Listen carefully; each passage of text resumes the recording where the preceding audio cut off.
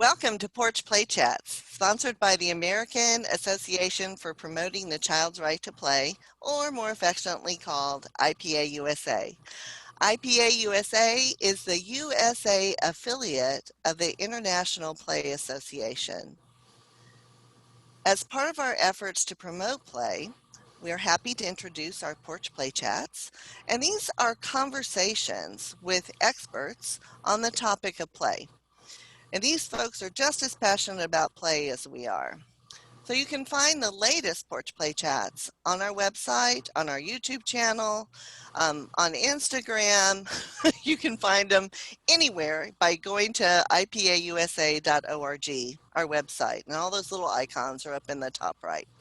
So I'm the president of IPA USA, and I'm Deb Lawrence, and joining me on the porch is Lisa Murphy, one of our board members and play experts, Hello. and Brad Roberts. And Brad is the program manager and play safety instructor and inspector for the San Diego County Parks and Rec.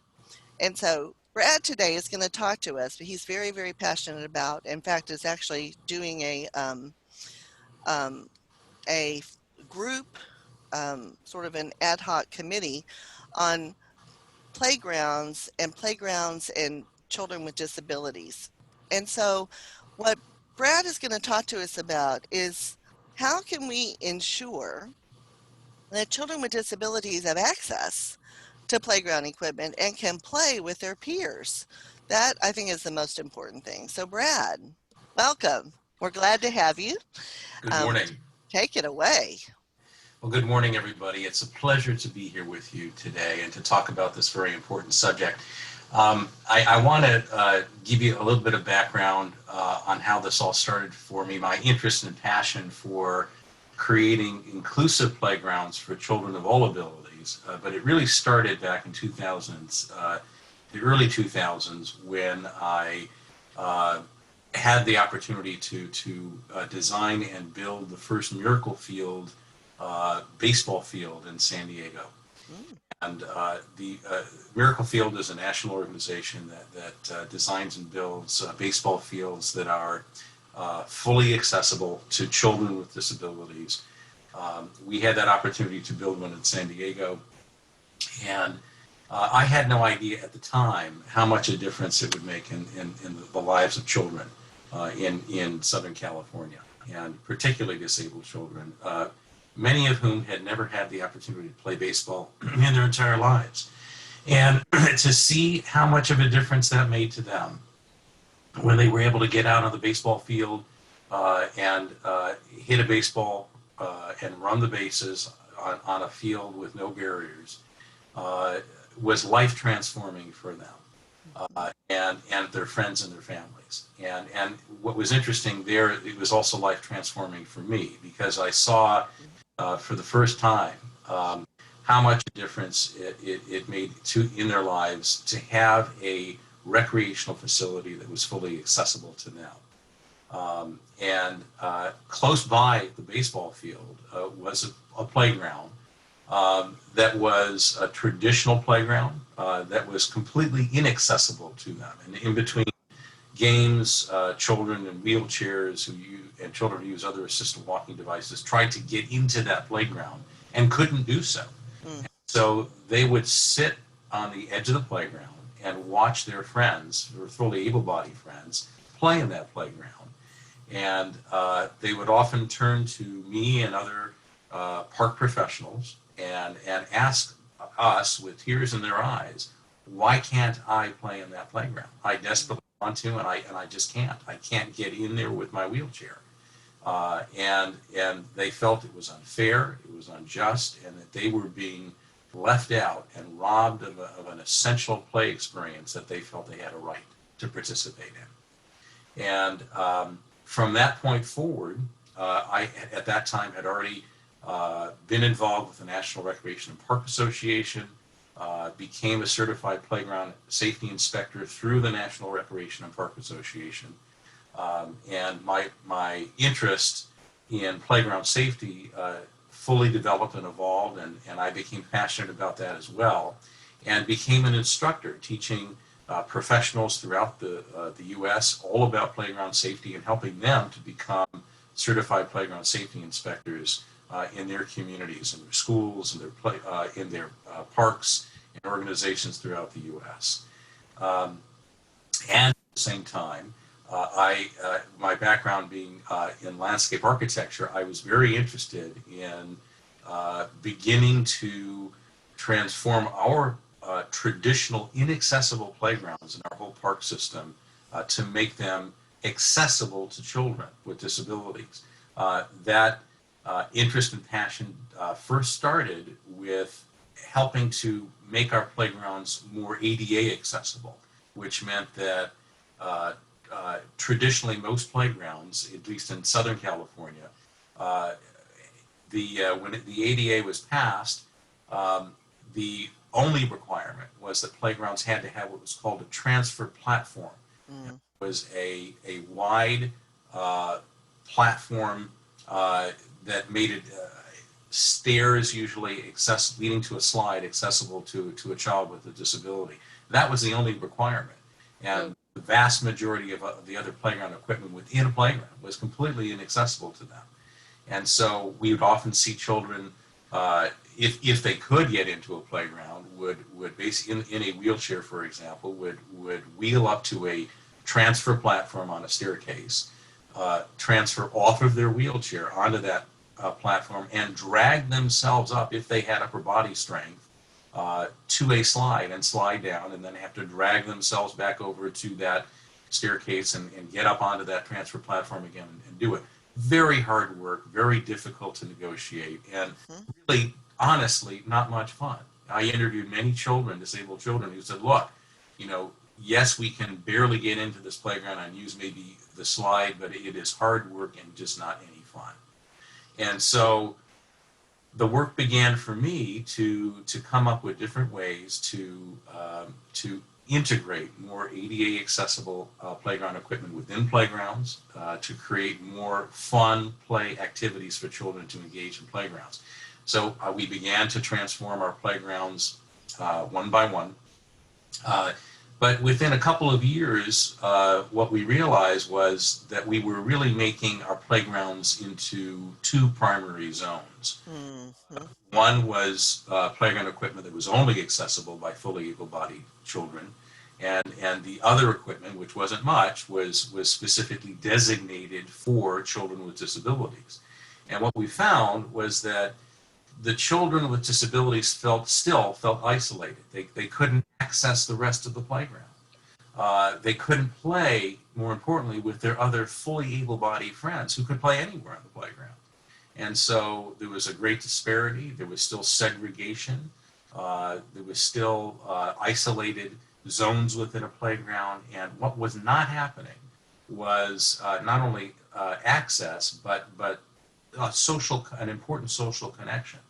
And we thought that, if children could play together on every single piece of playground equipment, what a difference that would make. Then we started to experiment with that by developing what's called fully inclusive playgrounds that would enable children of all abilities to play together everywhere within a playground. And so we began the process. I designed several fully inclusive playgrounds. And it made a huge difference. All of the children felt included. All of the children were able to play together and to reap all of the benefits of play in general for all of the children. The socialization, the connections on multiple levels, and it's made a huge difference. But still, I see today, as I go throughout the country and teach in different communities throughout the country, that there are still a vast majority of inaccessible playgrounds, traditional playgrounds that have nothing but a single transfer platform within them, and I see children with disabilities who can't access them. There may not be an accessible route of travel from a parking lot to a playground, for instance. Or a type of playground surfacing within a playground that is considered accessible to children who use assistive walking devices for mobility. So there's still much work to be done.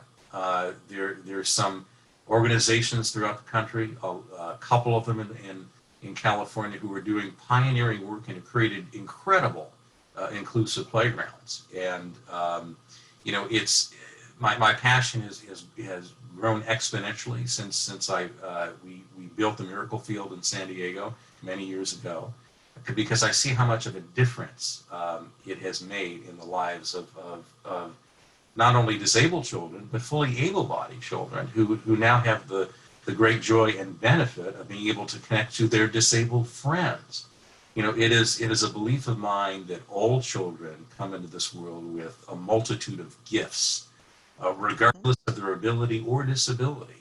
And that is very much, in my opinion, very much worthwhile for everyone and for everyone's benefit. So I Brad, wanted this to is share.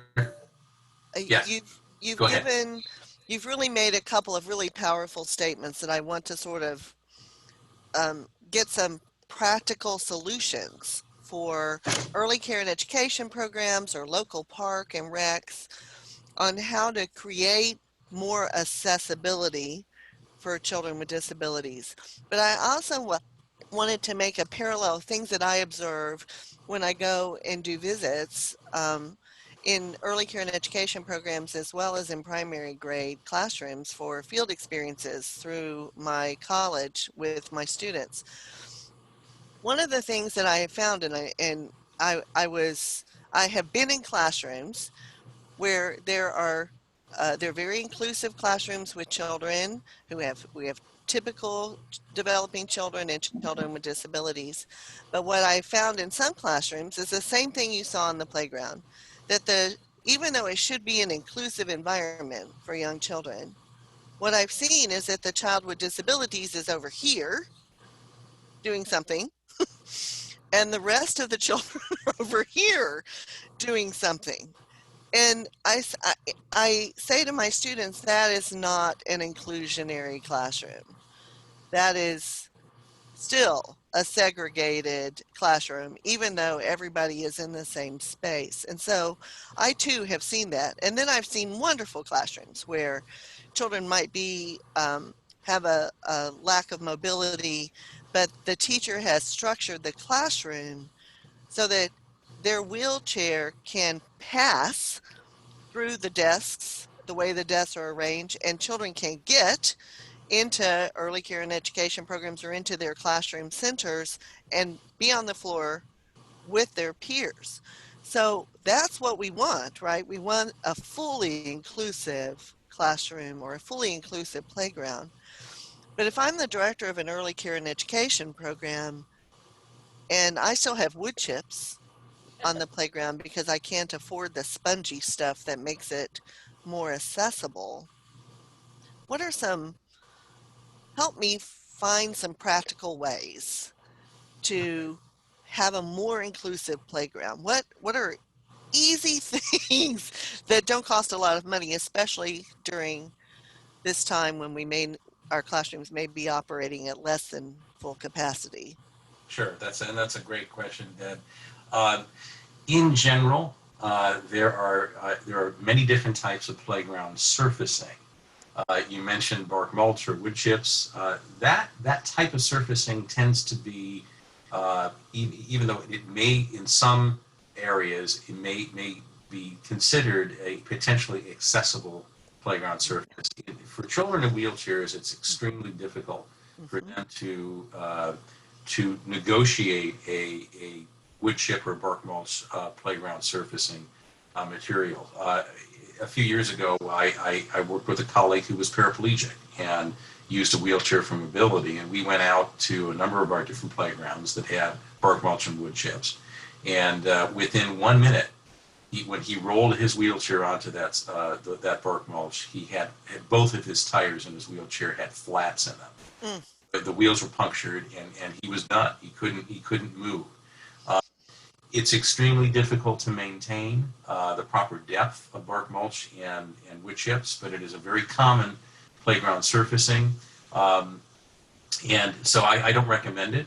Mm-hmm. However, if that's your only option, There is a device called a rotational penetrometer, which measures the density and hardness of wood chips or bark mulch or engineered wood fiber. And there are certain uh, uh, there's a certain spectrum of numbers and density that if it's hard enough, it may be possible for a child in a wheelchair to negotiate a bark mulch or wood chip surfacing material. But again, it's very difficult to maintain. Mm-hmm. Open the playground up, the children start playing, and that material can be easily displaced. Mm-hmm. So you can have ruts and holes and uneven surfaces. So it's not something that I recommend. And to determine to do testing for surfacing to determine if it has the right kind of properties. There are many third-party companies that organizations can hire to determine if playground surfacing meets ASTM and CPSC guidelines to help to minimize the impact of a fall to the surface and to minimize a serious head injury. But there's a whole separate criteria ASTM standard on playground surfacing for ADA access. So, Brad, is there a recommended, other than the spongy stuff, which some programs can't afford, is there a playground surface that may not be as expensive as the spongy stuff, but is more accessible for young children? You know, And the best kind of playground surfacing, the most accessible. Let me rephrase that. The most accessible is really considered poured in place surfacing. There are tile systems Mhm. that produce a hard surface as well, rubber tiles. There are even mats as well that can be put on top of. You can use a composite playground surfacing system, a combination of basically bark mulch or wood chips and mats as well. Tile.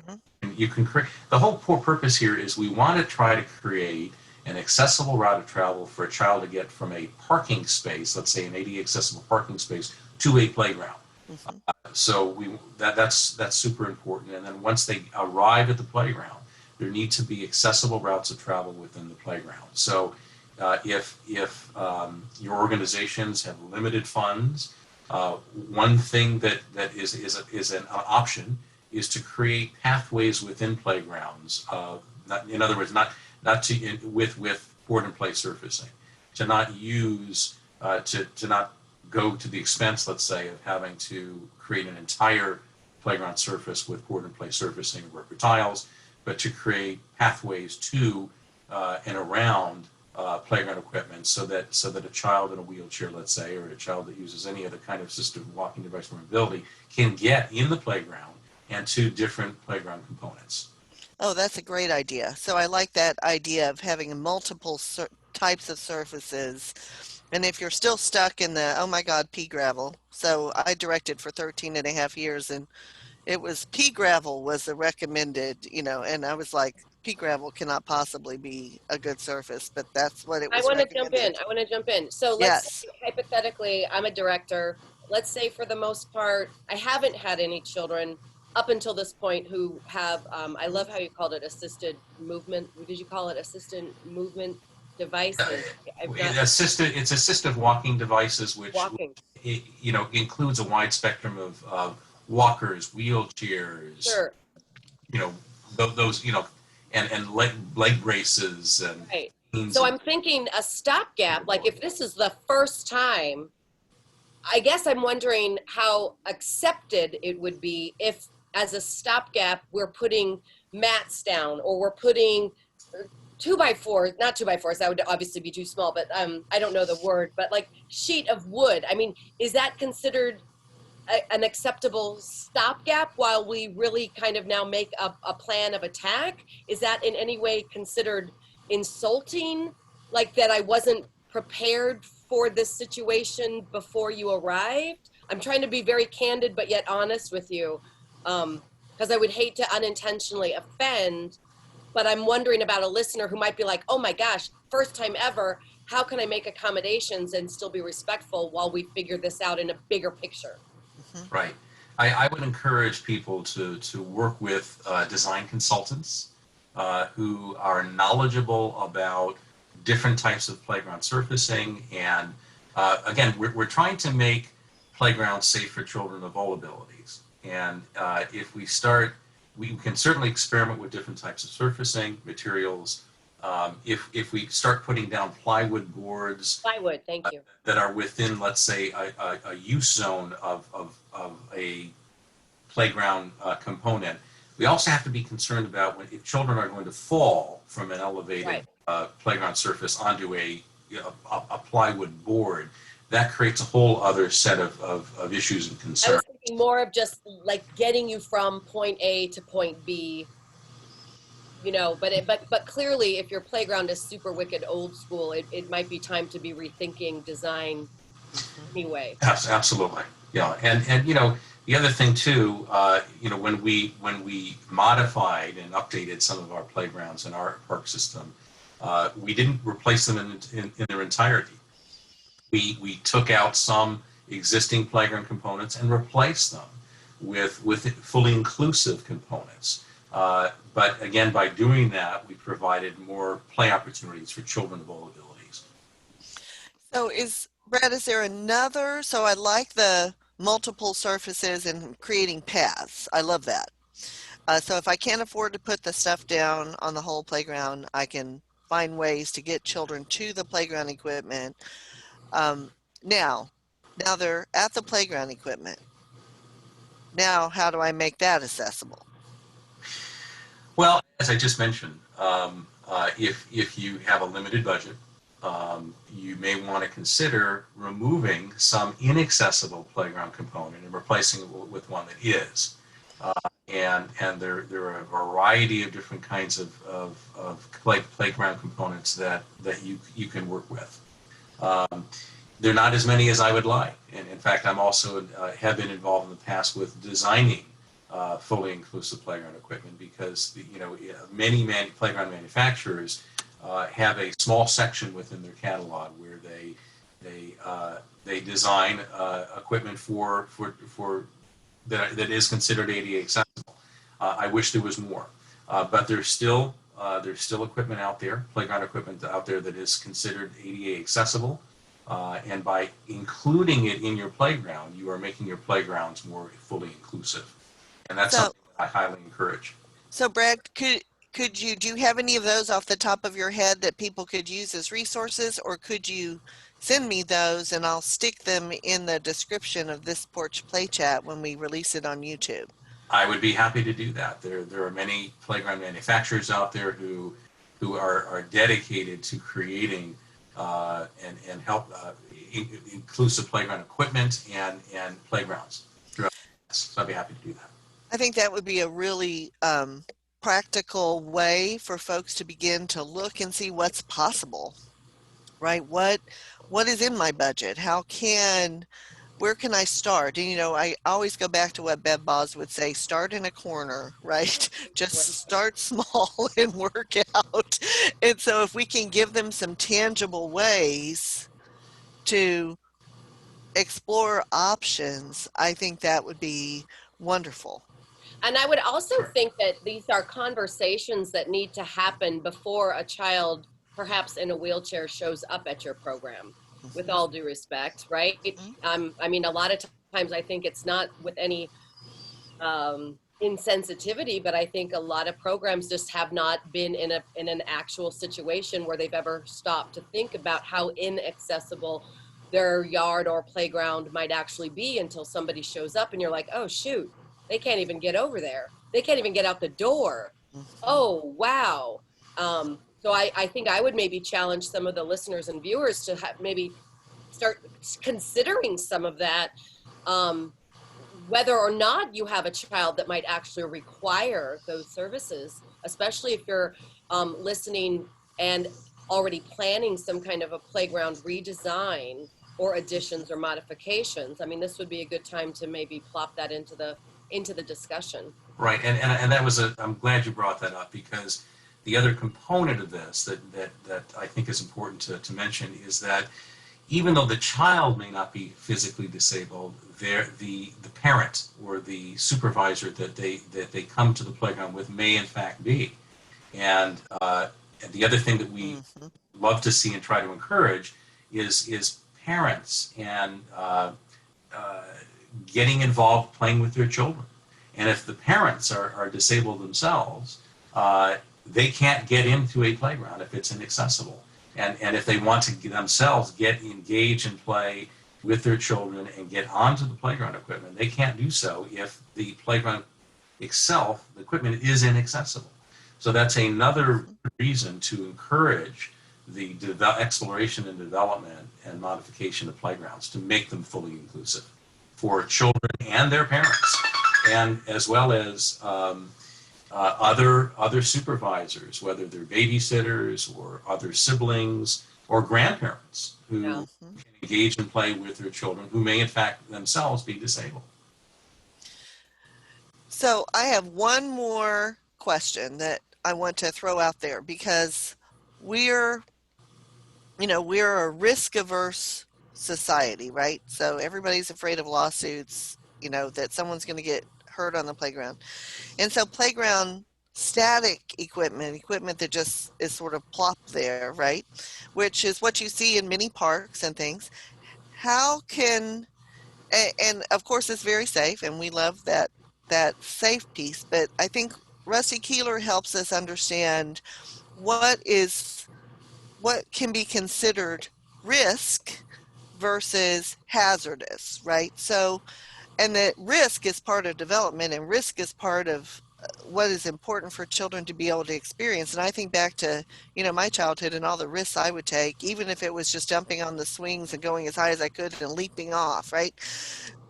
How can we provide an opportunity for a child with disabilities to sort of stretch themselves and maybe attempt something that they may not have felt they were capable of doing that's not hazardous, right? Getting that difference in there, but allows them to experience some risk.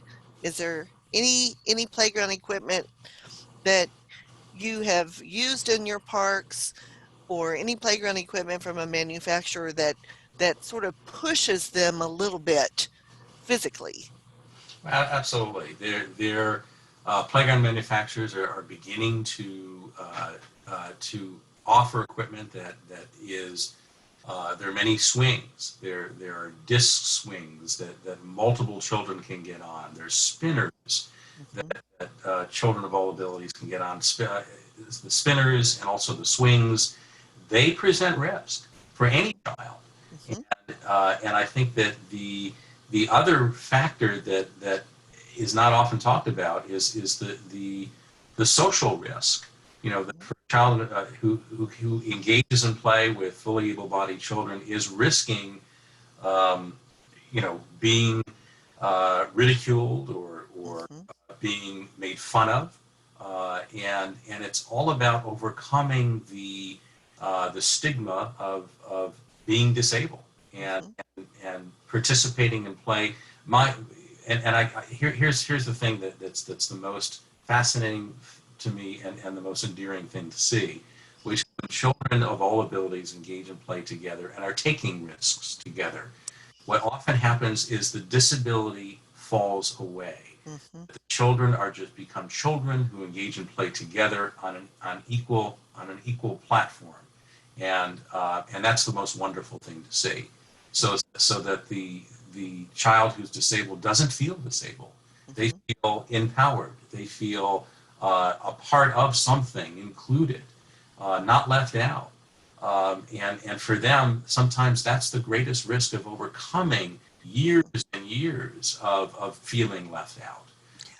And so when the disability falls away and children can just play together on equal terms, and engage, connect together and engage in play in that way, it opens up a world of possibilities for everyone.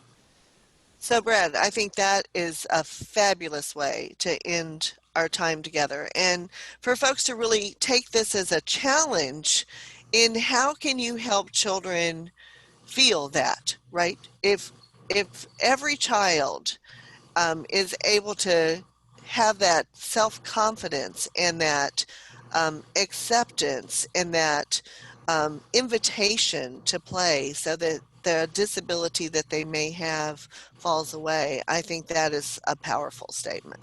So thank you so much. You're So welcome. for more Porch Play Chats, be sure and visit IPAUSA.org, and you can access our YouTube channel where they all are, and you can access our Facebook page just straight from our website. So thanks so much, and we'll see you next time. Thanks, Brad. You're very Bye-bye. welcome. Thank you. Goodbye.